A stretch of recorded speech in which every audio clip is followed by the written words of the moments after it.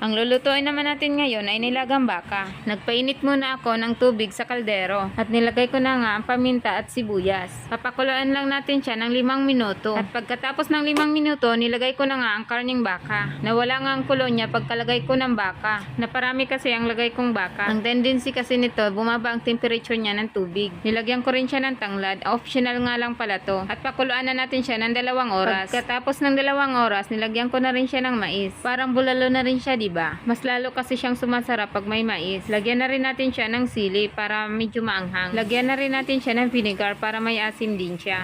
At ihalo na naman natin siya ulit. Ituloy naman natin ang pagluluto sa kanya ng 1 oras hanggang lumambot ang karne niya. Makaraan naman ng 1 oras, siguradong ang labot na ng karne nito. At malasang malasa na rin to.